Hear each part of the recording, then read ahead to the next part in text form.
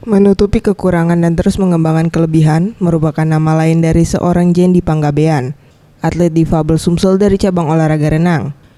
Meski memiliki kekurangan, atlet renang andalan Sumsel ini kini tengah mempersiapkan diri dalam seleksi akhir Swimming Eropa Championship yang akan dilaksanakan di Portugal pada Februari 2016.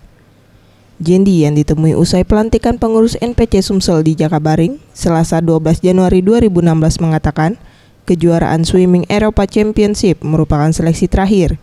Jika ia lolos seleksi, maka dipastikan ia dapat mengikuti Paralimpik Rio di Brazil yang akan dilaksanakan pada akhir tahun 2016.